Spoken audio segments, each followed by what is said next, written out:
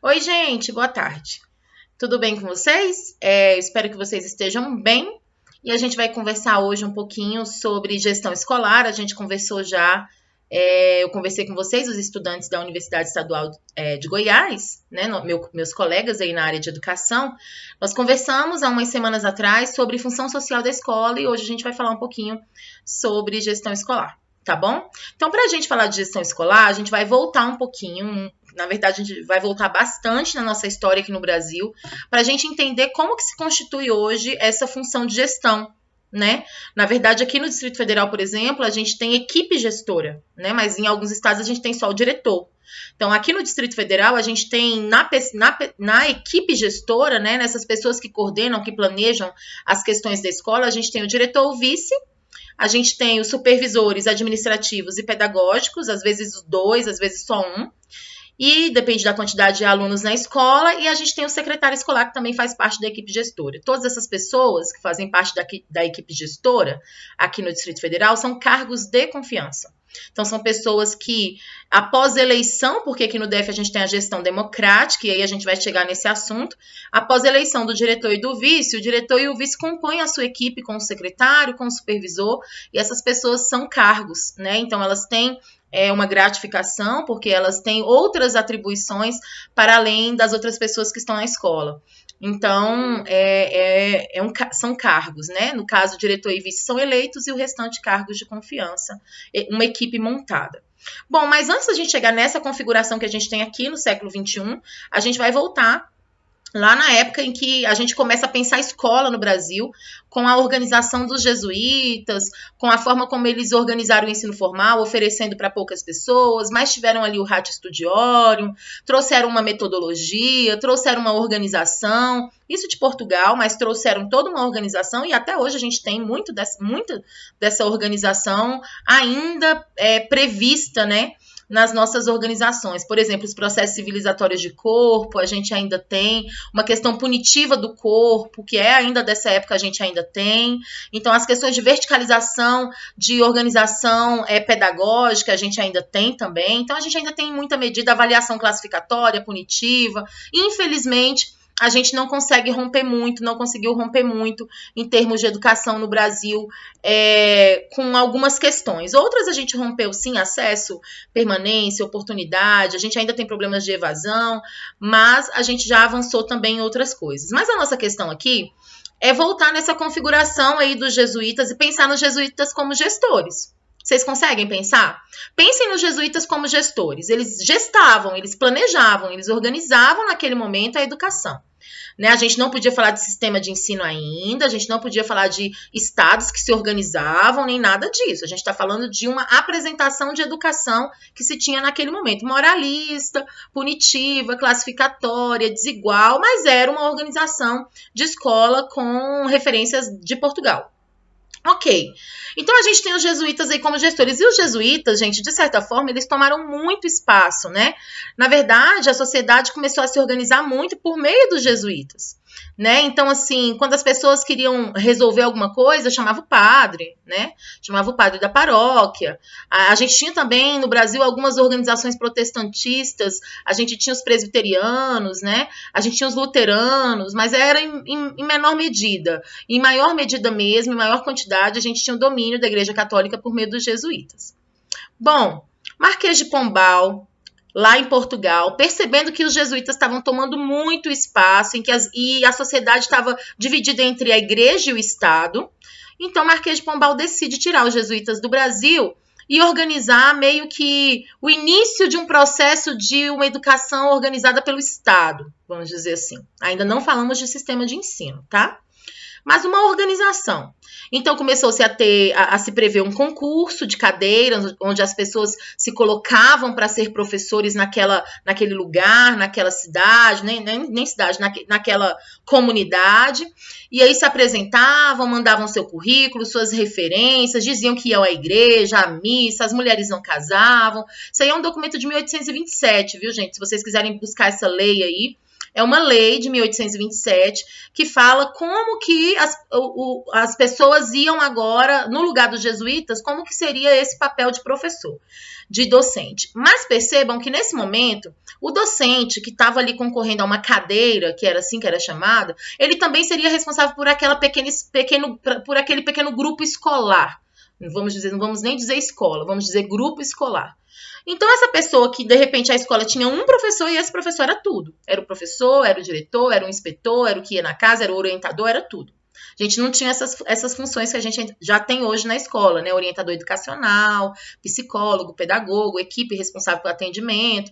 Não, a gente tinha esse profissional que ensinava e que, ao mesmo tempo, cuidava desse grupo escolar numa forma de gestão. Só que ele estava condicionado agora ao Estado, no caso, a Portugal. Certo? Então, a gente começa aí um processo de pessoas que não são pessoas ligadas à igreja organizar a educação aqui ainda, colônia de Portugal, ainda no Brasil. Isso vai se dando em maior proporção, né? Os grupos escolares vão aumentando, Rio de Janeiro, São Paulo, Minas Gerais, Nordeste, a gente tem grupos escolares grandes, a gente tem instituições que começam a crescer, mais professores nessas instituições, e aí a gente começa a ter a necessidade de funções, né? De funções diferentes. Então, a gente chega, né, na verdade, num prospecto de sistema de ensino, agora vamos para o final do século XIX, início do século XX, em que os grupos escolares já se tornaram escolas de primeiras letras, escolas ginasiais, enfim, e aí você tem toda uma figura agora de professor, inspetor, a pessoa que cuida do comportamento, a pessoa que fica passando no corredor. Então, percebam que as funções e as atribuições vão começando a aumentar à medida em que se aumenta esse pessoal dentro dessa instituição, que se precisa de controle. Então, percebam que o papel da gestão se compara muito ao papel de controle, ao papel de enquadramento. Então, o gestor para enquadrar. Ainda não se fala de um gestor que vai gerir as questões financeiras da escola ou da instituição, nem as questões administrativas. É uma figura de um gestor que está ali para dirigir uma instituição. Enfim, e a gente vai galgando aí espaços, né? As nossas leis vão acontecendo, até que a gente tenha uma organização de escola mais sustentável e mais sólida no Brasil, e aí a gente tem atribuições e funções de gestores e gestores. O que acontece, pessoal? Em muita medida no século XX. No século XX, a gente tem influências muito fortes ali da indústria e da mão de obra explorada, e a gente tem um forte movimento capitalista. E os gestores educacionais, os diretores, né, os responsáveis pelas escolas também trazem esses sentimentos, esses valores para dentro da escola. Então, a gente também tem uma influência muito grande do mercado nesse movimento de escola. Então, o gestor, na maioria das vezes, era aquela pessoa que brigava, era aquela pessoa que mandava, era aquela pessoa que cuidava do espaço, que cuidava do patrimônio. Tanto é, né, que até aqui no Distrito Federal, até hoje, eu já fui diretora de 2 escolas, vice-diretora, Escola Classe 46, no PSU, que fica na periferia do Distrito Federal, e Centro de Educação Infantil 4, também em Taguatinga, uma cidade periférica do Distrito Federal. Nas 2 escolas, a minha função de vice-diretora e uma delas de supervisora administrativa e depois vice-diretora, eu já estava na gestão democrática, então já era eleição, em uma das escolas não era indicação ainda, depois a gente teve a gestão democrática, a aprovação da lei, e aí a gente foi eleito, enfim. O que acontece com isso? Na hora que você entra para você assumir a instituição, você tá sendo uma representação do Estado, vamos dizer assim. E aí você confere patrimônio da gestão anterior, por exemplo. Então, todo o patrimônio da escola é conferido e passado para o seu nome. Então, olha só, a gente conserva ainda muitas questões ali em relação à função desse gestor como um guardião do patrimônio do Estado. Né? E aí a gente precisa problematizar se esse gestor é só para isso mesmo, ou se ele tem uma função pedagógica, administrativa, uma função com a comunidade, de chamar essa comunidade, uma função mais dialógica, e aí a gente precisa pensar nesses outros pontos. A gente vai conversar sobre isso também. Quando a gente chega ali em 64 com... a gente pode falar golpe, gente? Ou a gente pode dizer tomada? Não sei. Eu vou dizer golpe.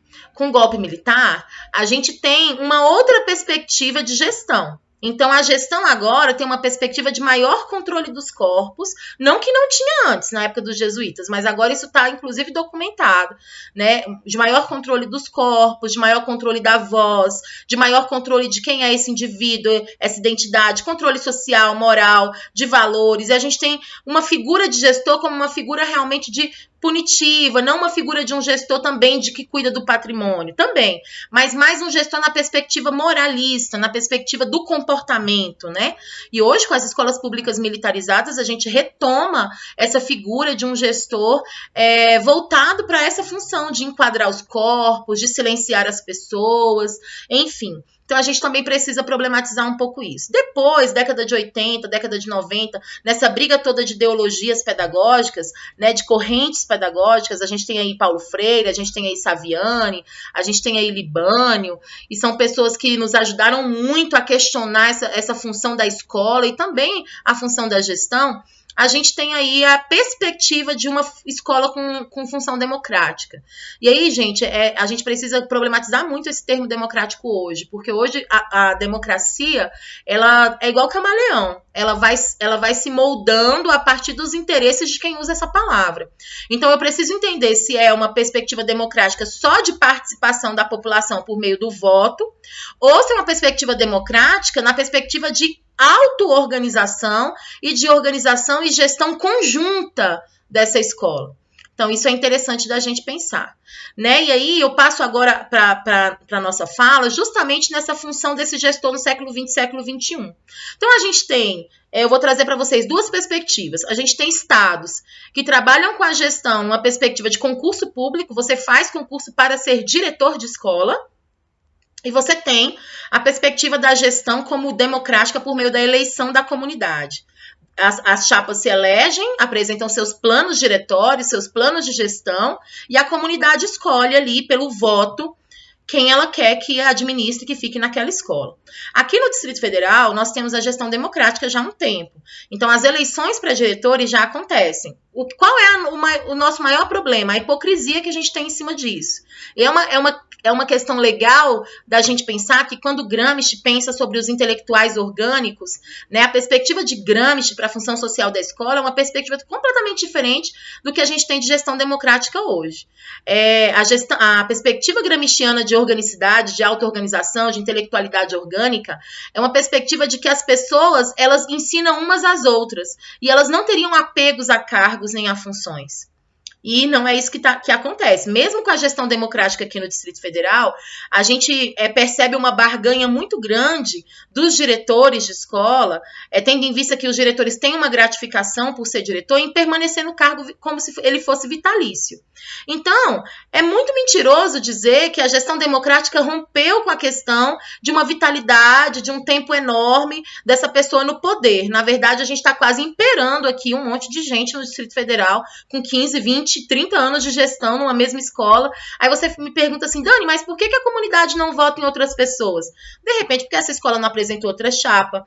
De repente, porque essa chapa que está na escola já ganhou a comunidade com várias situações, barganhas. Gente, tem uma infinidade de coisas. Quando eu falei lá atrás que os valores comerciais, capitalistas, mercadológicos entram na escola pública e dominam muito das relações e das estratégias e das organizações, é disso que eu estou falando. Se uma pessoa entendesse democracia como ela nunca gostaria de ficar num cargo vitalício, porque ela vai entender que a democracia não perpassa pela vitalidade num cargo, e sim por ensinar outras pessoas ou deixar que outras pessoas também passem por esse movimento de gestão para contribuir. É para isso que serve a intelectualidade orgânica. Quando nós todos estamos num processo de aprendizagem dialógico, né, dialógico de aprendizagem, todos nós podemos contribuir com essa gestão. Então, não precisa de eu ficar no cargo 20 anos. Então, isso é uma questão muito questionada. E aqui no Distrito Federal ainda a gente teve um processo vergonhoso de muitos diretores de escola irem até os deputados no ano passado e pedir para a lei de gestão democrática não cumprir o tempo, porque o diretor teria direito a ficar, se não me engano, de 3 em 3 anos, tem eleição, mas ele só poderia se reeleger por mais 2 vezes. E aí eles querem tirar essa cláusula, e o governador deixou passar isso, e para a gente entender o quanto disso tem influência política, mercadológica, isso é vergonhoso. Quando a gente fala de gestão democrática e a gente não entende que nós precisamos sair desse lugar para outras pessoas entrarem e também contribuir com o seu processo democrático, a gente está mentindo numa gestão democrática. Então, isso é uma questão que eu coloco muito aqui. A gente tem uma lei de gestão democrática, mas esse termo democrático precisa ser extremamente problematizado. Dani, mas não é melhor ficar uma pessoa boa na escola do que entrar uma outra pessoa na gestão que não vai ser uma gestão tão boa assim? Gente, nós estamos num processo democrático. E o processo democrático, e a gente está vivendo isso nesse país agora, incide por entrar pessoas que, de repente, não compreendam o papel da escola e a função social da escola. E é por isso que a gestão tem que ser muito democrática mesmo, porque existe um conselho escolar, que se essa gestão estiver fazendo alguma coisa errada, esse conselho vai entrar. Existe uma comunidade. Então, não é o diretor que decide tudo, que faz tudo, que decide as coisas. É tudo decidido numa organicidade. Hoje ainda é assim, por exemplo, aqui no Distrito Federal existe a verba que vem para as escolas, né? E essa verba, ela vem para que a escola decida como gastar em uma porcentagem do valor, outra já vem pré-determinada. Então, essa porcentagem que a escola pode gastar, de acordo com as necessidades dela, a comunidade tem que fazer uma ata e tem que assinar. Ainda bem, porque já pensou se só o diretor sozinho pudesse fazer isso? Então, tanto de processos de corrupção que a gente poderia ter, então, pelo menos isso ainda está em voga aqui no Distrito Federal. Mas o que eu quero dizer para vocês é que, se eu tenho um estado em que o diretor ele entra por meio de um concurso, significa que ele nunca vai sair desse cargo. Significa também que ele se distancia muito do seu papel de professor, porque aqui no Distrito Federal, para ser diretor, tem que ser da carreira magistério e da carreira de assistência. Não pode ser duas pessoas da assistência, por exemplo. Então, tem que ser, obrigatoriamente, um professor, tem que ser ou diretor ou vice. Então, o que eu estou querendo dizer com isso? Se esse professor fica muito tempo fora da sala de aula, em muita medida, ele também pode se distanciar das reais necessidades da sala de aula. Né? Então, é muito interessante, assim, na minha trajetória docente, eu nunca quis ficar muito tempo na gestão. Eu sempre acho que eu tenho que retornar. Eu contribuo na gestão e retorno para a sala de aula, ou vou para um outro espaço. Porque a gente organiza aqui no DF em gestão central, que é a Secretaria de Educação, gestão intermediária, que são as regionais de ensino, e gestão local, são as instituições, as escolas. Por que eu estou falando de tudo isso? Porque a gente tem praticamente no Brasil, 2 tipos de gestores escolares. Os que são concursados e são vitalícios, vão ficar a vida toda na gestão, e aqueles que são eleitos democraticamente pela comunidade. Nessas duas questões, eu percebo falhas. Falhas em termos de ter um gestor vitalício, uma pessoa que vai ser sempre gestora, e sempre está nessa posição de gestão, ela pode, em muitas situações, não entender as necessidades da comunidade, dos seus professores, dos seus porteiros, das pessoas que estão na escola. Mas essa pessoa também foi formada e ela passou num concurso para ser gestor. Isso é uma coisa boa, estudar para ser gestor. Porque ser gestor é uma demanda que vai incluir hoje, né, no século XXI, as questões pedagógicas, administrativas e financeiras. Então, você precisa entender com uma visão mais ampla sobre questões financeiras, sobre prestação de contas, sobre as questões administrativas, os patrimônios da escola e sobre a questão pedagógica. Percebam que é um tripé aí que esse gestor vai ter que entender. Então, se ele passou por um concurso, o edital do concurso pediu que ele estudasse tudo isso, já é interessante que ele tenha esses conhecimentos, mas também não é determinante, não vai garantir que ele faça uma excelente gestão. Eu posso ter um gestor eleito pela comunidade, que não tenha toda essa formação, mas pode se formar continuadamente, e que tenha aí um resultado muito legal na sua gestão, que faça realmente uma gestão democrática, que chame a comunidade para participar, que ouça a comunidade, que ouça os seus professores, que faça uma gestão conjunta.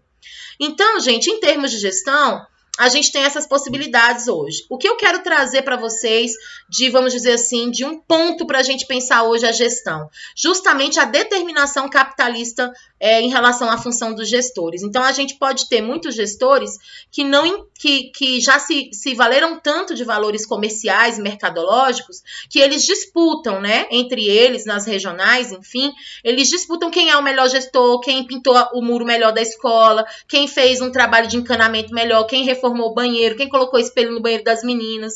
E aí, esse é o gestor que aparece para a comunidade. É a mesma coisa do governante. Aquele governante que mexe na terra, que faz asfalto, que faz obra, que dá lote, que dá não sei o quê. Esse é o gestor, esse é o governante que a população vê como bom. E aí é muito perigoso isso. Se a gestão insere isso no seu papel, ela provavelmente vai perder a noção do seu papel pedagógico, político, social.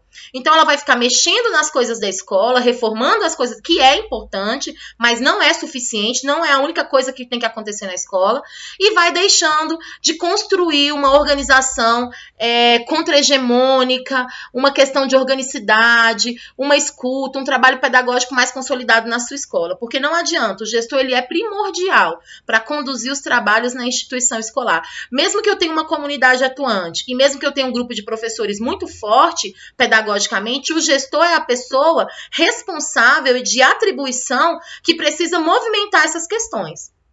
Então, ele é a pessoa que precisa estar em contato com as políticas públicas e trazer isso para o seu grupo. Ele é a pessoa que precisa estar em contato com a sua comunidade e trazer isso para o grupo. Ele é essa pessoa. Ele não pode ser um gestor de cadeira, um gestor de folha de ponto e um gestor de prestação de contas apenas.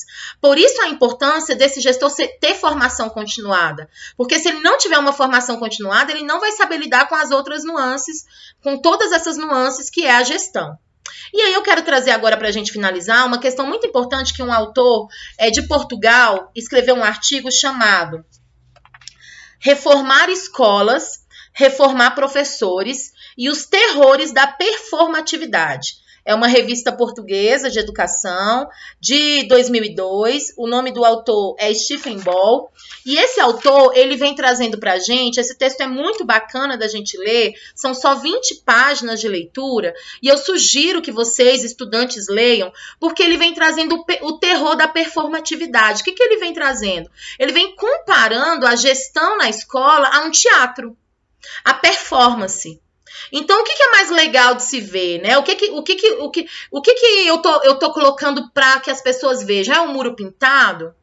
É o espelho no banheiro? Então, essa performatividade vai tirando, em certa medida, e vai enfraquecendo o verdadeiro papel dessa gestão democrática e dessa gestão da escola pública. É engraçado que ele traz isso como um processo de incorporação da gestão escolar, da gestão política. Então, ele traz essa compreensão de que muitas vezes os diretores da escola, quando eles se tornam gestores, ou quando eles passam no concurso, ou quando eles são eleitos, eles incorporam, e aí ele traz essa analogia do teatro, eles incorporam uma função do governador, do presidente.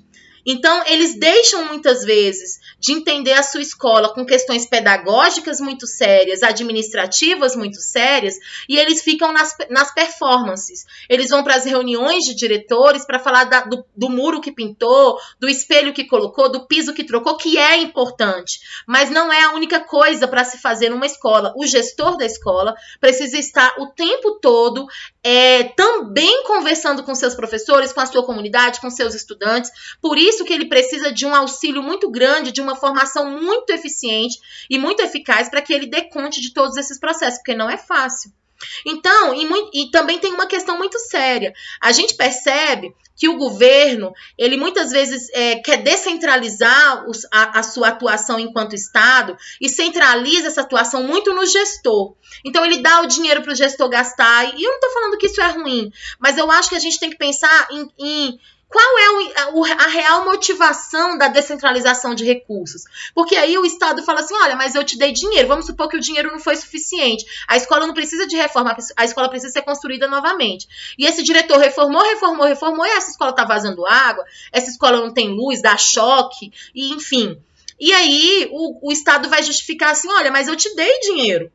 Né? Eu descentralizei, eu deixei você gerir, eu deixei você gastar. Então percebam que há também uma manobra estatal nessa possibilidade de imbuir esse gestor de muita autoridade e de muitas atribuições, do Estado também tirar a responsabilidade dele, que é uma responsabilidade muito voltada para as políticas públicas e para as condições de acesso e permanência dos nossos estudantes nas nossas escolas. Então, esse texto ele traz uma perspectiva muito interessante da gente pensar o quanto que os nossos diretores, que a gestão escolar virou um teatro, virou uma guerra de IDEB, virou uma guerra de nota. Quando o IDEB sai, as escolas começam a colocar faixa na porta. Nesta escola, o a escola alcançou a meta do IDEB tal, mas não numa perspectiva de repensar essa nota, ou de ver o que alcançou, o que não alcançou, não, mas de medir, de competir com a outra escola que é a poucos passos ou a poucos metros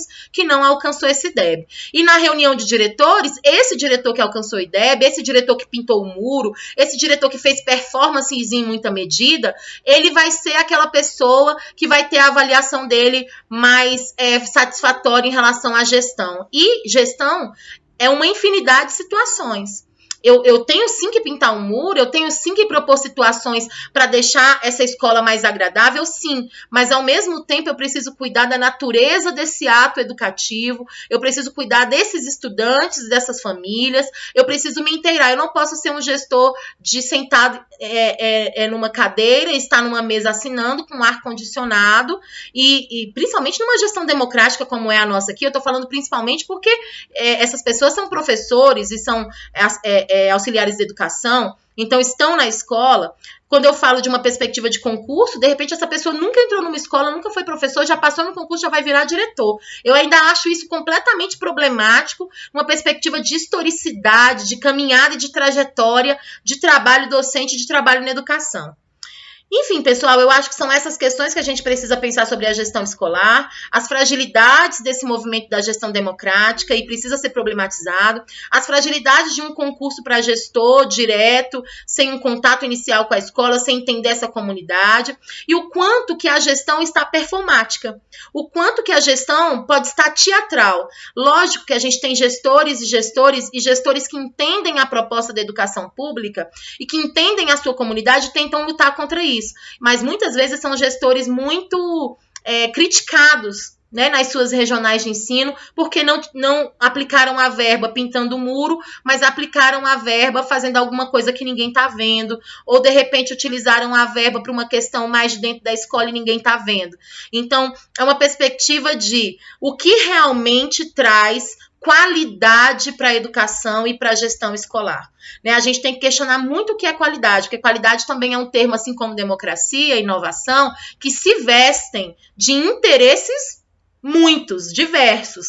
Então, a gente tem que questionar que qualidade é essa. Uma vez eu passei por uma situação muito interessante, que eu tive que conversar com uma colega sobre qualidade. Porque qualidade, gente, pode ser algo que não tem a ver com qualidade, mas que tem a ver com estética, com performance. E quando a gente está falando de qualidade do ato educativo e da escola pública, a gente está falando das aprendizagens, a gente está falando das múltiplas experiências, a gente está falando da instituição que acolhe, da instituição que recebe esse ser diverso que entra na nossa escola. E a gente não está falando só de uma estética, a gente está falando de uma ética, e a gente está falando de uma política também. Então, são os 3 princípios que a gente precisa casar: o estético, o ético e o político. Ou seja, eu preciso sim tratar das questões subjetivas e das questões particulares, ao mesmo tempo que eu trato das questões éticas no sentido de comunidade e de escola diversa, ao mesmo tempo que eu trato das questões políticas no sentido das aprendizagens, dos conhecimentos e das múltiplas experiências. Então, eu deixo aí a sugestão desse texto do Stephen Ball sobre performatividade, reformar escolas, reformar professores. É um tema muito bacana para quem quiser se aprofundar aí no tema da gestão escolar. E até uma outra situação, um outro encontro. Eu agradeço ao professor Oscar pelo convite, agradeço a vocês, estudantes da Universidade Estadual do Goiás, por esse momento que a gente teve aqui de conversar um pouquinho sobre gestão escolar. Se inscrevam no canal, fiquem aí comigo, acompanhem, eu estou sempre postando alguns vídeos legais. Quem sabe pode contribuir com você. Até mais, até outro encontro.